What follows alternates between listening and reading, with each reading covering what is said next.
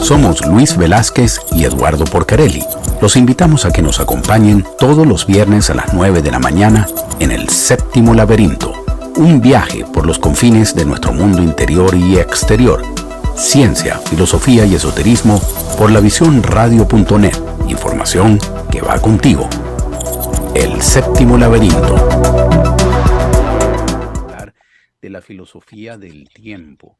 Y para eso tenemos como invitado al doctor Rafael Andrés Alemán Berenguer. El doctor Rafael Alemán Andrés Berenguer es licenciado en Química por la Universidad de Valencia y en Física por la UNED, diplomado en Estudios Avanzados de la Universidad Miguel Hernández, doctor en Ciencias y Tecnologías Físicas por la Universidad de Alicante, investigador, escritor. Tiene muchísimos libros escritos sobre diversos temas, uno más interesante que el otro, como Civilizaciones Perdidas, el misterio de su historia de arqueología, sobre la historia de la evolución, física para todos, tras los secretos del universo, relatividad para todos. Es decir, una temática muy integral de todos estos temas interesantes de ciencia y se atreve siempre un poco a imaginar algo que pueda estar un poquito más allá de la ciencia. Otro libro, Fronteras de la Realidad, Constantes, etcétera. Es un placer tener al doctor Alemán en el programa de hoy. Un placer, bienvenido. Hola, muy buenas, ¿qué tal? Muchas gracias por invitarme a su programa. No, el placer es nuestro. Doctor, bueno, vamos a hablar de la filosofía del tiempo. Y la filosofía del tiempo, pues tiene una parte, lógicamente, muy vinculada a la ciencia. Lo fundamental es también la definición del tiempo desde el punto de vista científico, que está muy ligado también al espacio. No puede haber definición de tiempo sin ligarlo al espacio. Pero al mismo tiempo, en este programa, queremos atrevernos un poco, después de que tengamos esos conceptos científicos más claros para comentarlos con el público, filosofar un poco sobre esas implicaciones que ha tenido en la filosofía. Es famoso ese debate entre Einstein y Bergson, el científico y el filósofo. Pero de todo eso vamos a hablar. Bienvenido, doctor Alemán. Muchísimas gracias. Y yo estoy seguro de que va a ser una conversación muy interesante. Seguro que sí. Comencemos con lo primero. ¿Cómo tratamos de definir, conceptualizar desde el punto de vista científico el tiempo y, por supuesto, su vinculación con el espacio? Desde luego, ese es uno de los problemas fundamentales y estaría bien recordar lo que decía San Agustín, ¿no? Sobre, por ejemplo, el tiempo. Sé lo que es cuando no me lo preguntan y si me lo preguntan, no sé lo que es. Evidentemente, es muy difícil de definir porque el tiempo, a diferencia del espacio, no es algo visible o tangible. El espacio tampoco lo es, habría que comentarlo, pero por lo menos nos da esa sensación. Podemos decir que el tiempo es una de las variables fundamentales mediante las que describimos la realidad y tratamos de comprenderla de una manera racional y sistemática, es decir, científica.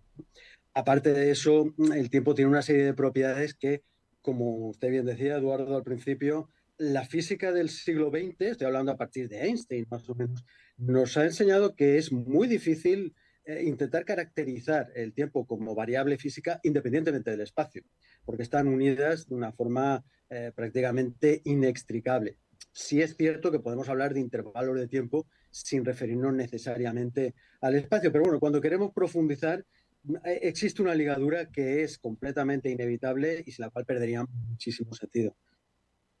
Y en esa misma vinculación entre tiempo y espacio, ¿cuál ha sido rápidamente la evolución de esa concepción, digamos, desde las primeras elaboraciones, digamos, científicas a los últimos descubrimientos científicos sobre el tiempo y el espacio? Por supuesto, la teoría que está más en boga es que el tiempo se inició con el Big Bang, cuando comenzó el Big Bang, hace 13.800 millones de años, etcétera.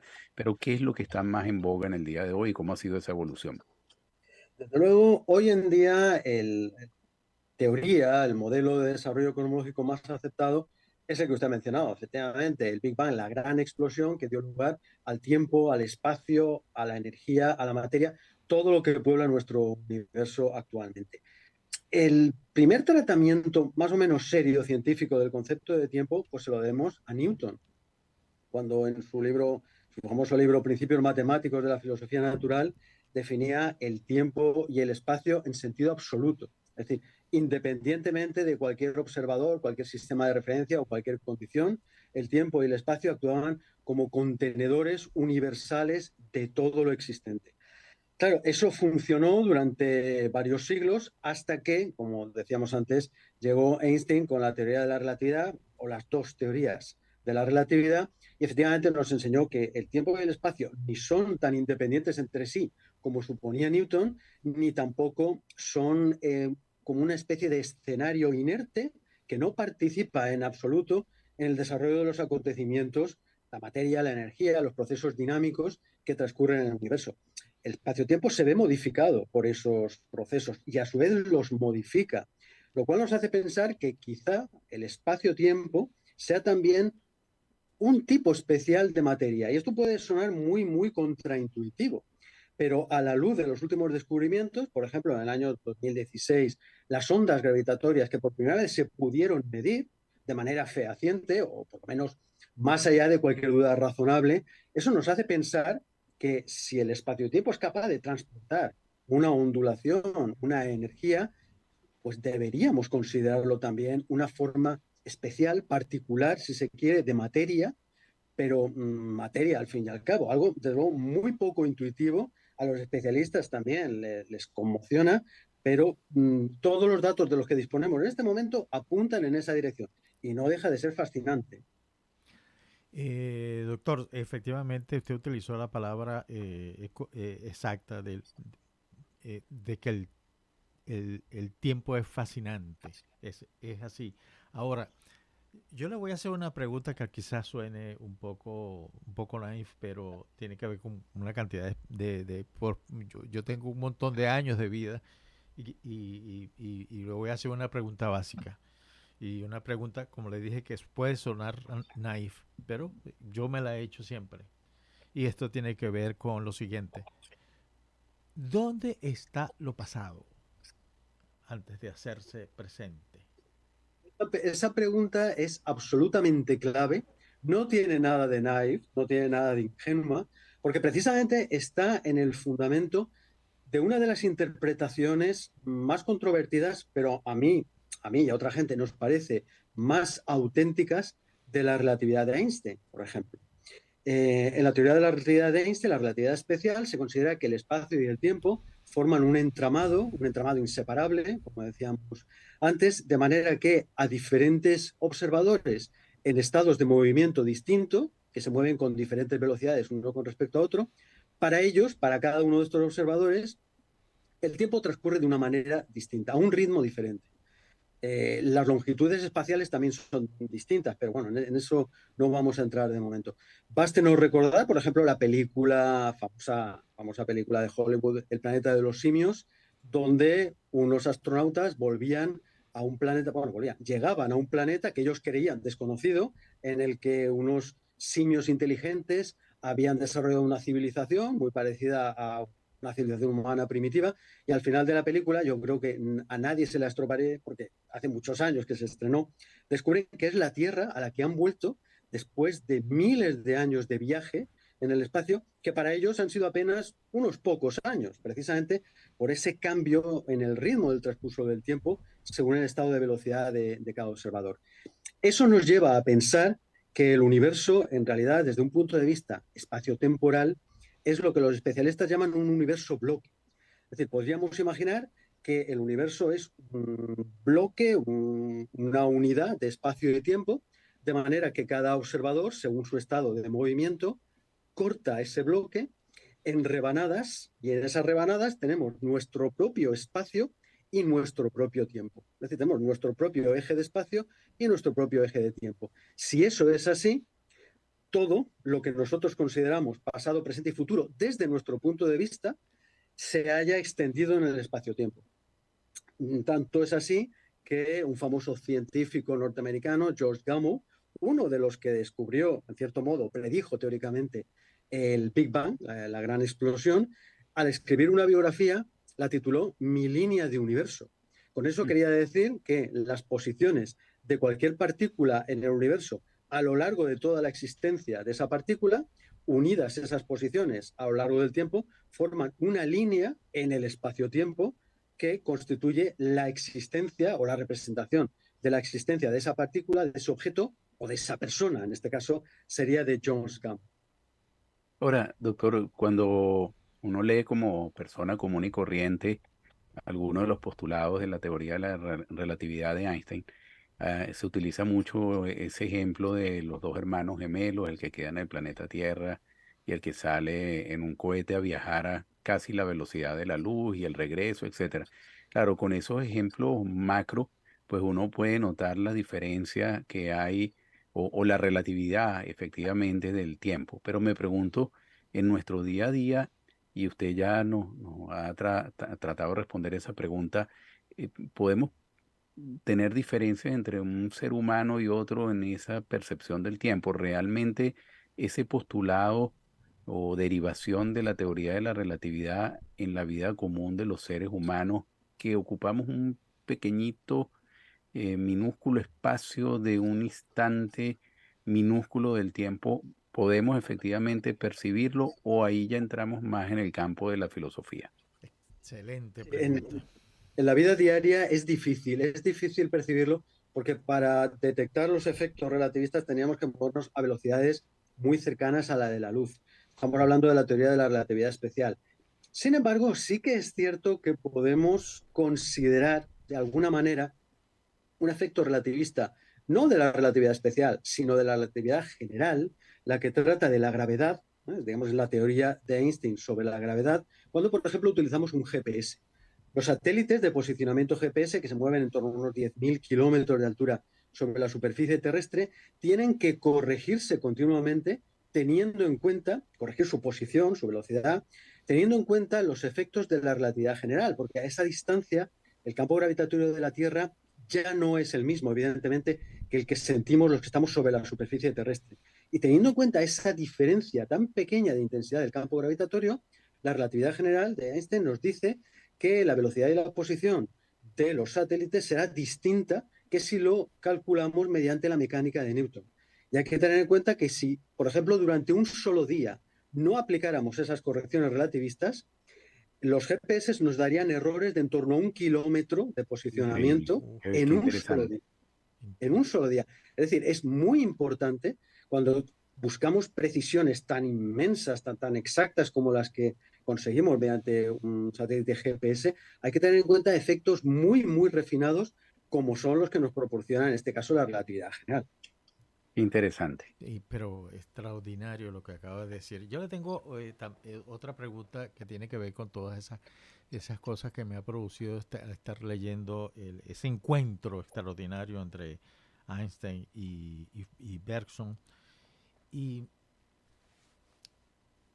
es más que filosófica. ¿Dónde conseguimos el tiempo efímero y el ahora? ¿Dónde están? Eso es también una pregunta muy aguda y como todas las preguntas agudas son muy difíciles de responder. Lo que se puede decir desde un punto de vista científico o de filosofía científica es que es el presente, es el estado en el que nos encontramos cada uno de nosotros. Cada uno, por decirlo de una manera, lleva su presente consigo. Lo que ocurre es que los que vivimos muy cerca unos de otros, por ejemplo aquí en la superficie terrestre, se puede considerar muy cerca comparado con las dimensiones del universo, naturalmente, o nos movemos a velocidades muy pequeñas comparadas con la velocidad de la luz. Entonces, para nosotros es extraordinariamente fácil coordinar nuestros presentes, de manera que tiene perfecto sentido hablar de un presente común. Todos, cuando hablamos de nuestro ahora, sabemos que aunque estemos en diferentes países y tengamos un diferente uso horario, esos usos horarios se refieren a un mismo acontecimiento en lugares fácilmente localizables. Cuestión distinta es cuando hablamos de la otra punta de la galaxia o dentro de nuestro cúmulo de galaxias en distancias de millones de años luz. Ahí ya el concepto de simultaneidad es extraordinariamente delicado si es que queremos definirlo para algún propósito y debemos andarnos con mucho cuidado. Ahí sí que es mucho más difícil de definir, pero para nuestro ahora, nuestro presente de la vida cotidiana, afortunadamente no tenemos tantas dificultades. Doctor, formalmente el tiempo comenzó con el Big Bang. Así es, así es. Según la teoría del Big Bang, que como decíamos antes, es la más aceptada actualmente, sí que comenzó con el Big Bang. En el momento del Big Bang hubo lo que se llama una singularidad, es decir, un punto que no pertenece realmente al espacio-tiempo. Es decir, el espacio-tiempo, digámoslo así, tiene un límite físico en el Big Bang. La singularidad es eso.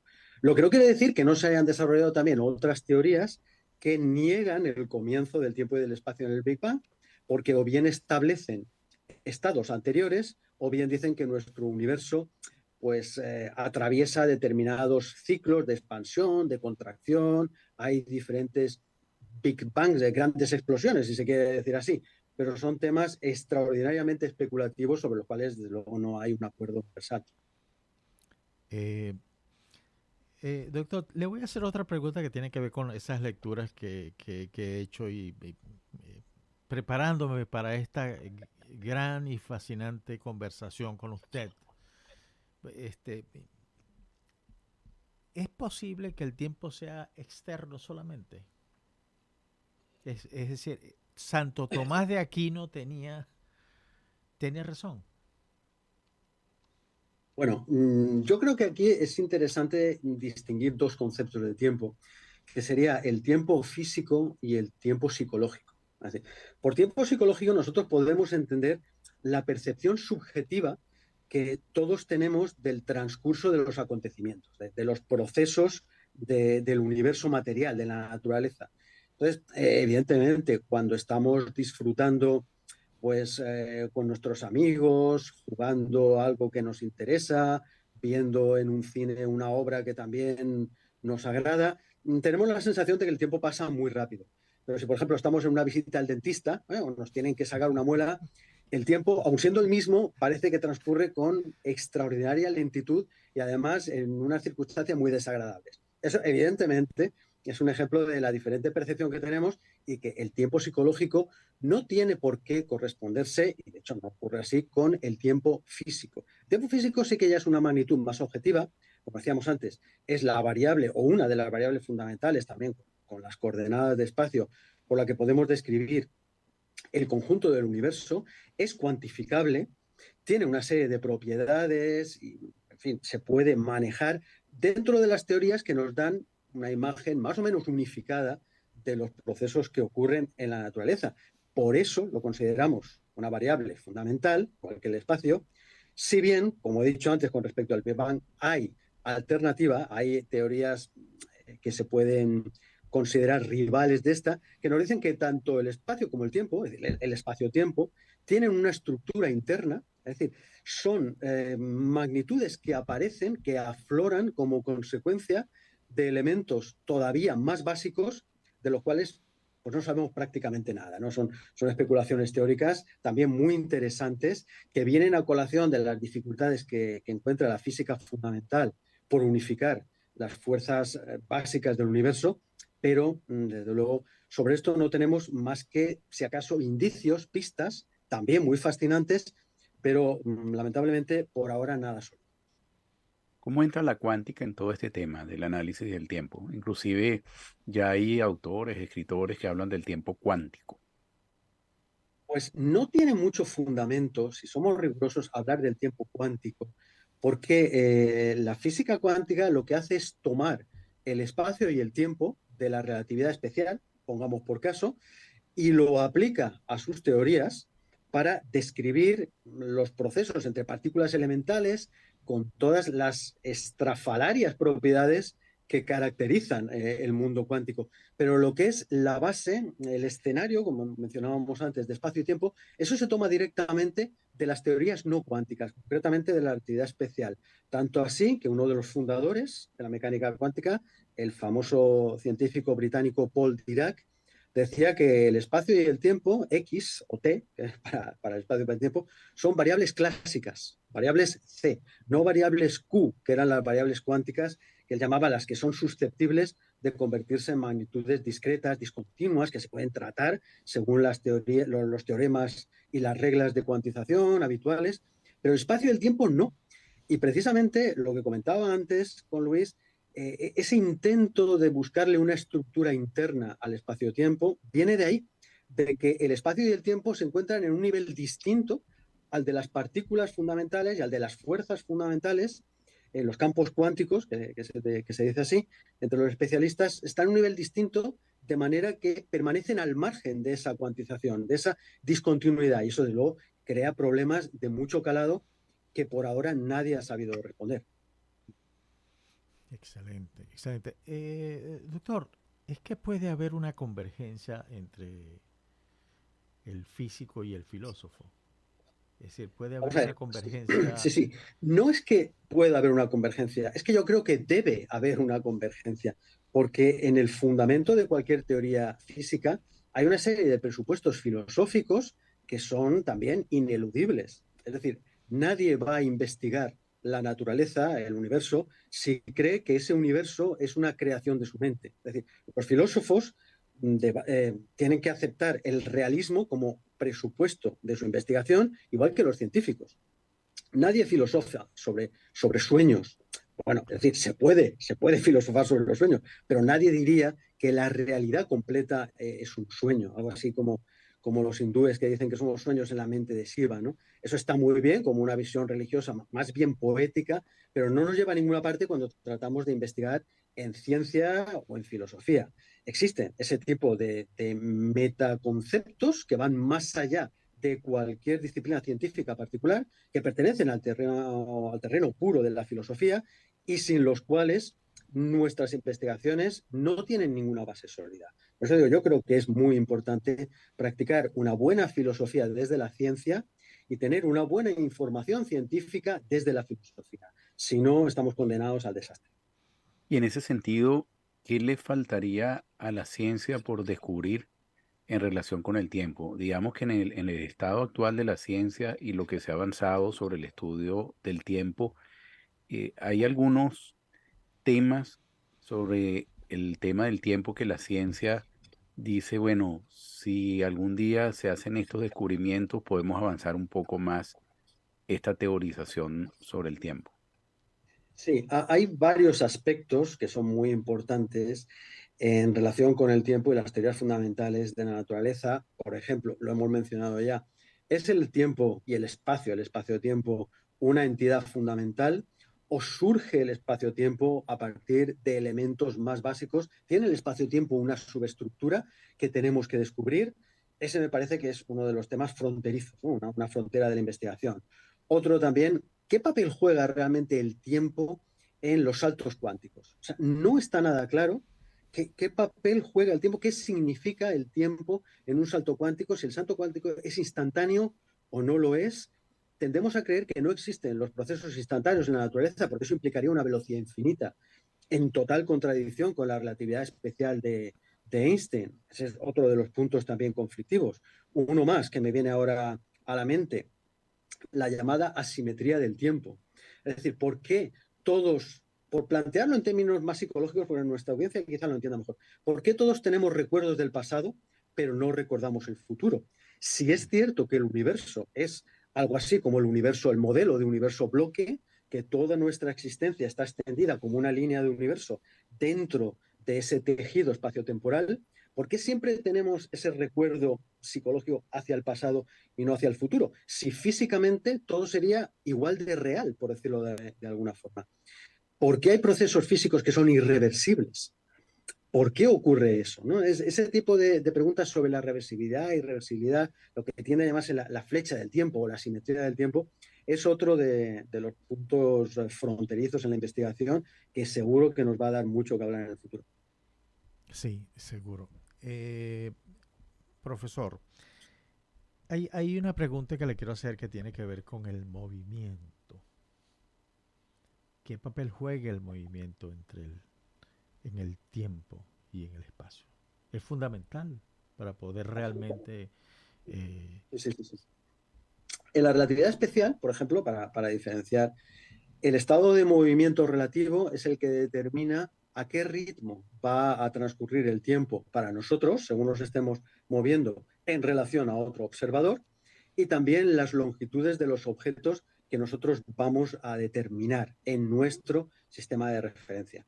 Es decir, si por ejemplo nosotros permanecemos quietos, nos consideramos quietos, ojo, esto es muy importante, nosotros nos consideramos quietos, pero para una persona que pase a cierta velocidad junto a nosotros, esa persona puede considerarse en reposo y decir que somos nosotros los que nos movemos en dirección contraria. Precisamente ese es el movimiento relativo, siempre y cuando no haya aceleraciones. Estamos hablando del movimiento uniforme. ¿Quién no ha estado alguna vez en un tren, ya ha visto pasar otro tren cerca de él y ha dicho, bueno, ¿soy yo el que me muevo o es este tren el que está pasando a una cierta velocidad? Ese es un ejemplo bastante, bueno, bastante cotidiano de movimiento relativo. Pues en ese caso, si para nosotros, nosotros nos consideramos en reposo y a la otra persona que vemos moviéndose la consideramos en movimiento, lógicamente, para esa persona el tiempo transcurre más despacio de lo que miden nuestros relojes. Para esa persona, por ejemplo, cuando vuelva a nosotros, después de un tiempo largo y moviéndose a una velocidad muy alta, veríamos que ha envejecido menos que un gemelo suyo que estuviera con nosotros. Es el típico ejemplo de la paradoja de los gemelos que también utiliza la película del planeta de los simios que comentábamos antes. El gemelo que viaja cerca de la velocidad de la luz y vuelve a la Tierra se encuentra mucho más joven que su gemelo que ha permanecido en la Tierra, que no se ha movido a esa velocidad cercana de la luz y entonces no ha experimentado el efecto del movimiento sobre el transcurso del tiempo. De hecho, el movimiento, dicho de una forma rápida, el movimiento sería la manera que cada observador tiene de cortar rebanadas en ese universo bloque formado por espacio, por esa unión de espacio y tiempo. Claro, según el corte de rebanadas, vamos a tener un diferente eje de espacio y un diferente eje del tiempo. Y entonces vamos a decir que el tiempo ha transcurrido diferente para nosotros o para otro observador que se haya movido a otra velocidad. Doctor, ya nos estamos acercando a la pausa comercial, pero antes de ir a la pausa comercial, quiero formular una pregunta que nos va a dar tela que cortar para cuando regresemos. Yo estoy muy claro que cuando se piensa en ciencia, cuando se lee de ciencia, hay que tener los pies sobre la tierra, ¿no? Toda la formulación del método científico, etcétera. Sin embargo, la imaginación es lo que ayuda a la ciencia a avanzar, pues sin imaginación la ciencia no avanzaría nunca. Y entonces, en estos temas, pues la imaginación siempre vuela cuando hablamos del espacio y del tiempo. La primera reflexión que me hago es, bueno, vivimos en un universo extraordinariamente grande. Ocupamos una parte tan minúscula que uno dice, bueno, casi que es una inutilidad tener un universo tan grande para que si somos los únicos en el universo ni siquiera estemos en capacidad de explorarlo, solo explorarlo con nuestra mente. Y cuando hablamos del tiempo, aquí es el espacio, cuando hablamos del tiempo, encontramos también que ocupamos un micro, infinitamente indescriptible momento en la historia de este universo de 13.800 millones de años. Entonces ahí lo que es espacio y tiempo nos ponen a nosotros de alguna manera en una situación complicada, porque decimos, bueno, ¿para qué tenemos este espacio tan grande si no lo podemos explorar, sino solo con la mente? Y este tiempo tan vasto para ocupar un espacito tan pequeño. Me pregunto, y con las limitaciones del caso, pues cuando no existía la teoría de la relatividad, pues la concepción o evaluación que se hacía de este tema es muy distinta a la que se hace hoy en día después de descubierta la teoría de la relatividad. Y algún día me imagino que habrán formulaciones teóricas que nos pondrán en otra posición. Lo que quiero preguntarle ¿es posible el viaje en el tiempo? Sí, la pregunta es si podemos viajar en el tiempo. Y precisamente Sí. ese es el título de uno de los capítulos de mi próximo libro que dentro de poco se publicará en España y yo espero que en Hispanoamérica también. Y la respuesta puede ser rápida en dos sentidos. Yo creo que no. Y creo que no por dos razones. Habría muchas más y se podría profundizar mucho, pero la primera es que para viajar en el tiempo, es decir, para retroceder al pasado, claro, viajar en el tiempo estamos viajando continuamente. A medida que envejecemos, Mm. viajamos en el tiempo. Pero cuando hablamos de viajar en el tiempo, siempre pensamos en volver hacia atrás, que es lo que no se puede. Efectivamente, tendríamos que ir más rápido que la luz. Y todo indica, por el momento, que la velocidad de la luz es una cota superior en las velocidades físicamente posibles. Es decir, no podemos superar la velocidad de la luz y, por lo tanto, no podemos viajar hacia atrás en el tiempo. Y otra razón también es la muy conocida paradoja del abuelo. Si yo pudiera viajar en el tiempo, si hubiera una máquina del tiempo que me lo permitiese, yo podría volver a la época de la infancia de mi abuelo o de mi padre antes de que yo naciera y matar a alguno de los dos. Suena desde luego muy truculento, Sí. muy sangriento, pero es la idea, ¿no? Si yo mato a mi abuelo, por ejemplo, mi padre no puede nacer, yo no puedo nacer, luego yo no puedo haber matado a mi abuelo. Si no puedo haber matado a mi abuelo, entonces el transcurso de la historia será el que yo conozco. Por lo tanto, yo sí puedo volver en la máquina del tiempo. Y nos encontramos ahí con un bucle de contradicciones que hace imposible construir una imagen racional del universo. Y claro, esto ya nos aboca a una paradoja francamente insuperable. Sí, es una paradoja impresionante porque, entre otras cosas, hay una película hollywoodense em, que plantea esa posibilidad de viajar al tiempo para arreglar los errores del pasado para que el futuro fuera mejor o correcto. Pero bueno, aquí hay un oyente desde Perú que se llama Edgar Rivas y él le pregunta, doctor, ¿qué ocurre con el tiempo desvanecido? Bien, Edgar apunta a un tema muy importante que es la comparación, y lo mencionábamos antes, la comparación entre el tiempo psicológico que nosotros subjetivamente percibimos, nuestra sensación de transcurso del tiempo, y lo que nos dice la física objetivamente. Nuestra sensación es que, en efecto, el tiempo pasado se ha desvanecido, el tiempo futuro todavía no existe y nosotros vivimos en un eterno presente que es infinitamente breve. Sin embargo, la física nos da un punto de vista muy diferente.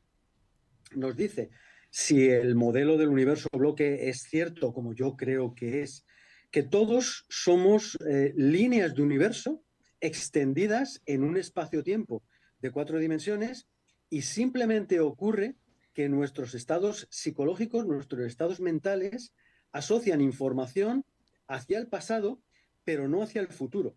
Y ese es un tema de investigación porque no está muy claro cuál es la razón de esa distribución de información en nuestros cerebros, en nuestras mentes, que nos permiten recordar el pasado, pero no atisbar el futuro, no predecir de alguna manera el futuro. Esa es quizá la respuesta más rigurosa y más prudente que se le puede dar en estos momentos. Dos preguntas, doctor. Hay un oyente que nos dice, bueno, él recuerda que cuando era joven haber leído que habían algunos esfuerzos en algunos centros de investigación por tratar de construir máquinas del tiempo. Inclusive hay un científico eh, con cierta reputación que tiene años buscando fondos para construir esa máquina del tiempo. Hay, aunque sea alguna fundamentación en ese esfuerzo, algún fundamento, así no vaya a llegar a ningún lado, pero él parte de algún fundamento que tenga algún interés o validez. Hay que tener cuidado con ciertas noticias sensacionalistas. Yo recuerdo que no hace muchas semanas surgió en la prensa general que unos científicos, no recuerdo si creo, eran europeos, creo, habían conseguido invertir el tiempo en un sistema de partículas elementales en interacción, habían conseguido que ese grupo de partículas volviera al pasado. No, no, no. En realidad lo que habían hecho era transformar el estado de esas partículas a un estado, por ejemplo, del A al B, y luego volver del estado B al estado A.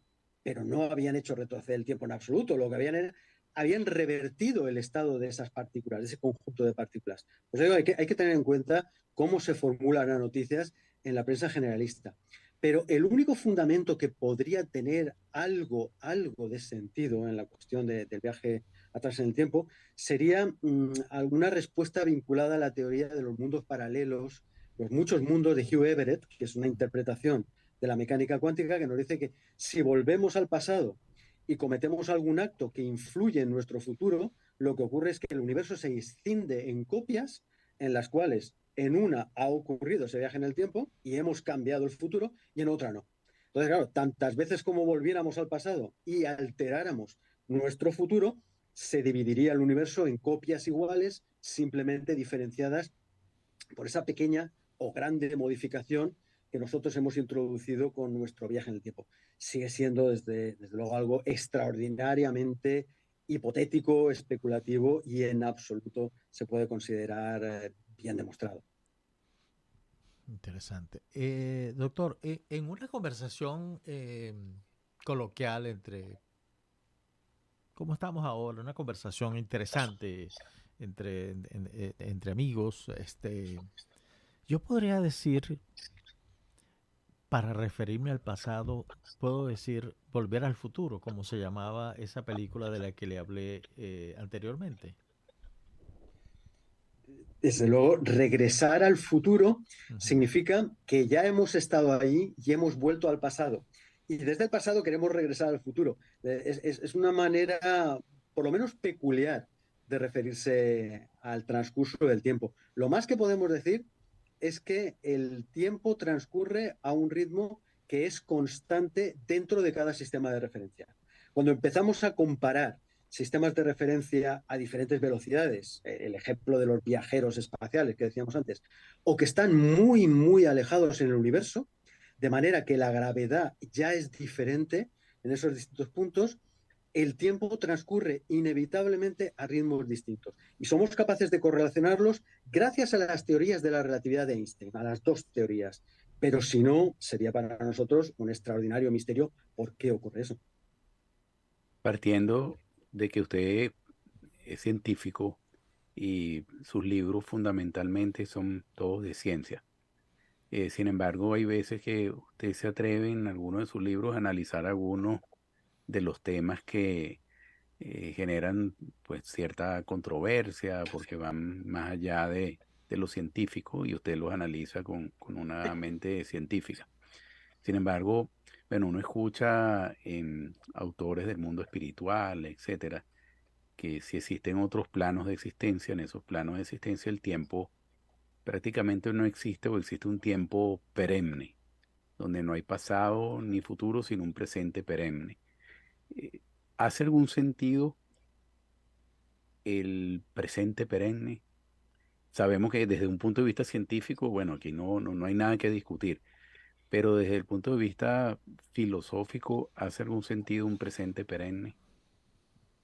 Es una pregunta también muy, muy interesante porque yo he hablado con amigos que tienen esa misma línea de pensamiento y siempre les he dicho lo mismo. La ciencia, las investigaciones científicas se ocupan exclusivamente de la naturaleza, del universo material en el que vivimos.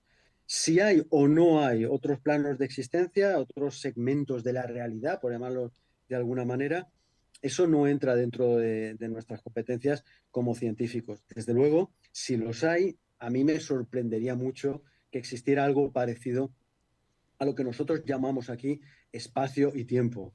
Yo creo que debe ser algo completamente diferente, algo inimaginable para nosotros que vivimos en este plano concreto de la existencia que llamamos universo natural y que por eso mismo nos resulta inconcebible, pero más allá no me atrevería yo a decir algo.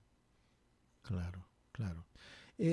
Doctor, mis compañeros de trabajo de aquí de la radio, el equipo técnico, me ha pasado una pregunta que quisiera que usted le respondiera. ¿Por qué ellos dicen, ¿por qué el tiempo pasa tan rápido? ¿Por qué el tiempo, qué pasa con el año 2023 que hace pocos días estábamos brindando por un año nuevo y ya estamos ya a mitad de año, se pasa el tiempo rápido, es una cuestión psicológica, una cuestión humana, o efectivamente, ¿qué está pasando en el universo que tenemos esa sensación? Desde luego, yo creo que ese es otro buen ejemplo de comparación entre la percepción psicológica del tiempo y el tiempo físico, tal como la ciencia nos lo describe. Si uno intenta definir de alguna manera a qué velocidad pasa el tiempo, se llega a una perogrullada, a una afirmación tautológica, es decir, el tiempo transcurre a un segundo cada segundo. Pero claro, con eso no estamos diciendo nada. Es decir, no podemos definir una velocidad si no es con respecto a un patrón externo de tiempo. Por eso el modelo de universo bloque, ha habido algunos investigadores que defendían el bloque creciente, the growing block, decían en inglés. Es decir, el espacio y el tiempo, sí, forman un entramado, pero es un entramado que va aumentando conforme nosotros percibimos que el tiempo pasa. eso tiene un problema, porque ¿a qué ritmo aumenta el bloque? Para definir un ritmo de aumento del espacio-tiempo, tendríamos que tener un tiempo externo al espacio-tiempo que nos permitiera definir esa velocidad. Y eso al final resulta algo absurdo, porque también podríamos construir un universo bloque incluyendo ese tiempo externo. Con lo cual no hemos llegado a ninguna parte. Lo único que podemos decir es que para nosotros, como observadores, el tiempo transcurre de una forma uniforme, homogénea, y para otro que se mueva con respecto a nosotros a velocidades cercanas a la de la luz, porque si es más bajo no se va a notar, si es más pequeño, el ritmo transcurre de manera diferente y que ambos transcursos de tiempo se pueden correlacionar gracias a las teorías de Einstein, pero poco más que eso podemos decir. Sabes que yo me atrevo ahí a decir que tiene que ver mucho con la tecnología, porque antes tú esperabas una carta un mes, hoy en día al instante recibes lo que quieres saber. Antes tú ibas a llamar a una persona o la persona no te llamaba y podías estar preocupado mucho tiempo porque no me han llamado. Hoy en día escribes un mensajito, ¿qué pasó? Te llamo, no me llamas. Creo que la tecnología tiene mucho que ver en esa sensación de el tiempo que avanza rápido. Pero tengo aquí una pregunta.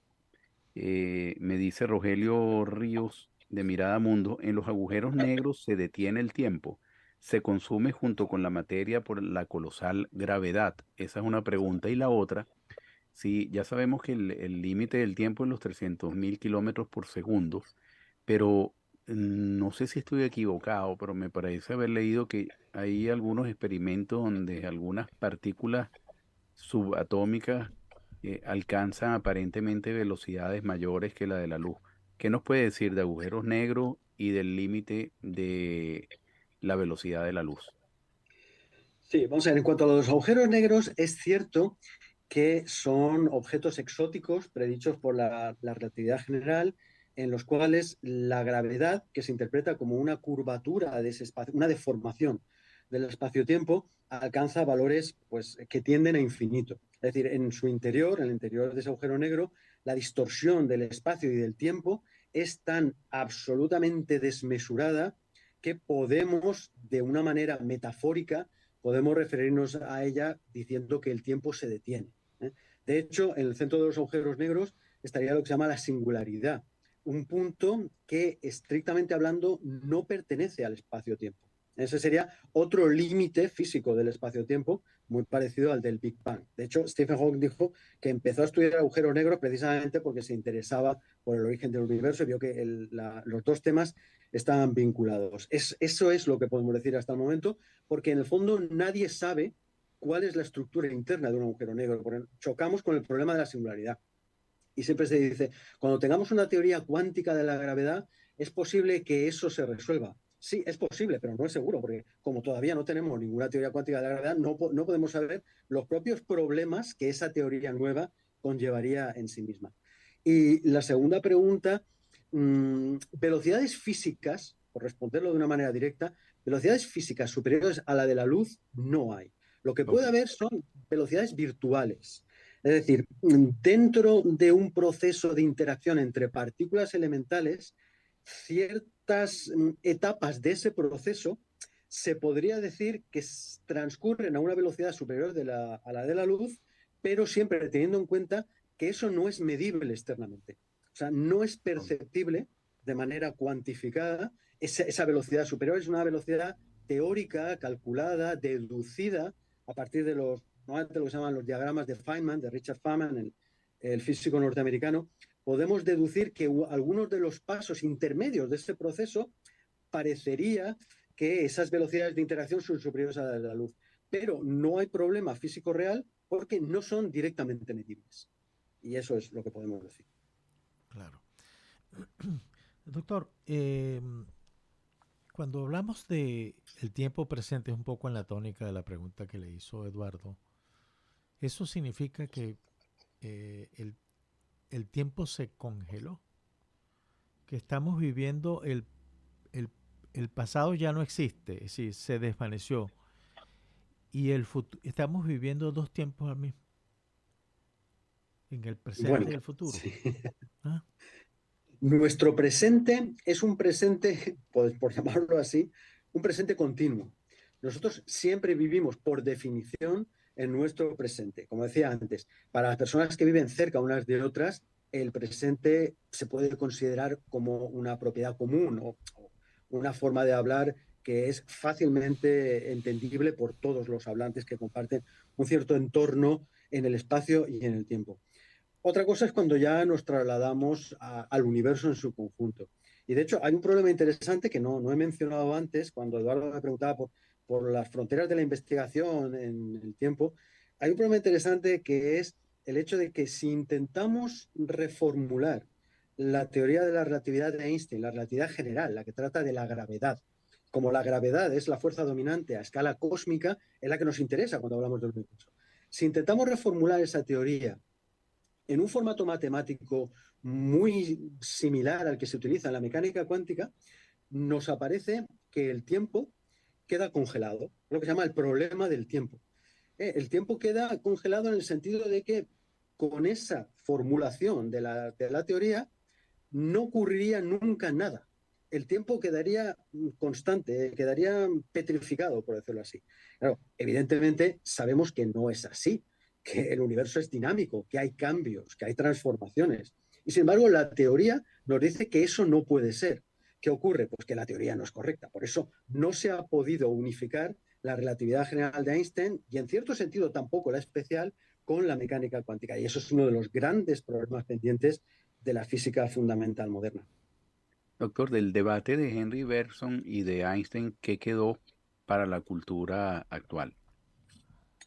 Pues desde mi punto de vista quedó patente la necesidad de que los filósofos conozcan mucho mejor la ciencia actual, la ciencia más consolidada y mejor confirmada, para poder desarrollar teorías filosóficas que tengan una mínima verosimilitud, porque es, ya digo, muy difícil tratar de elucubrar, tratar de discurrir o plantear formulaciones filosóficas generales, válidas, si uno desconoce los últimos avances de la ciencia o por lo menos los mejor confirmados en el campo del que se trata. Es decir, no podemos hacer filosofía de la mente desconociendo por completo las neurociencias.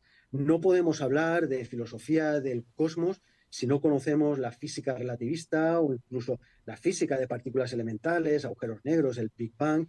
Todo eso son elementos absolutamente imprescindibles cuando queremos hacer una filosofía seria, científica, por lo menos científicamente informada, que es lo único que nos puede permitir el rigor suficiente, bueno, pues para no extraviarnos en elucubraciones. Yo creo que en ese debate que usted menciona, Einstein llevaba razón, Bergson, que era una persona muy inteligente y muy íntegra, además, moralmente hablando, creo que se equivocaba más que nada porque no conocía a fondo la teoría de la relatividad de Einstein y entonces le daba un sentido al tiempo que Einstein como físico no le concedía. Entonces, hablaban un poco de conceptos de tiempo distintos, por eso no llegaron a entenderse de todo.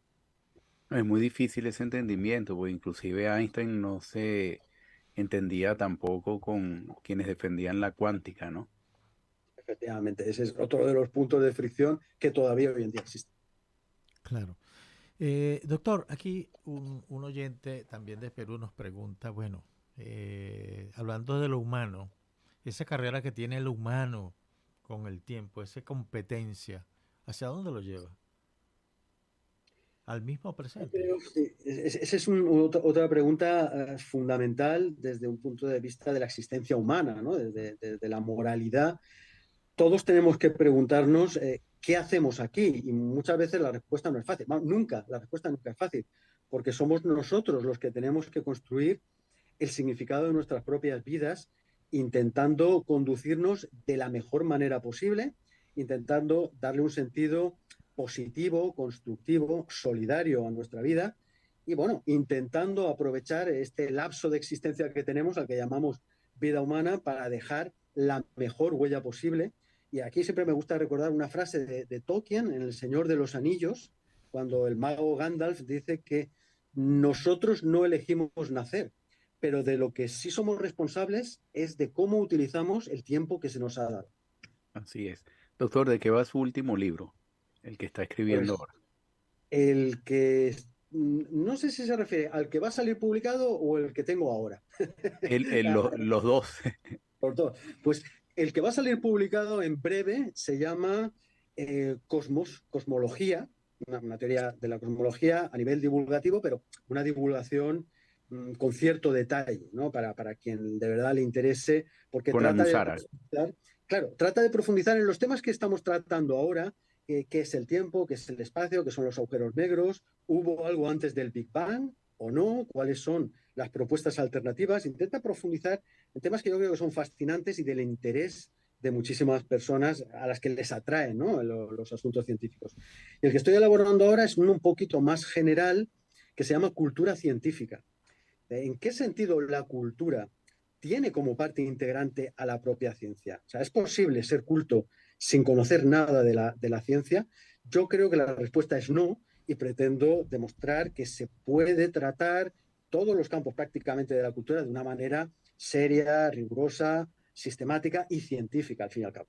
Yo quiero recomendarle a nuestros oyentes los libros del doctor Alemán. Yo he tenido la suerte de leer dos, Civilizaciones Perdidas y Historia de la Evolución, pero son además de rigurosos, didácticos, interesantes.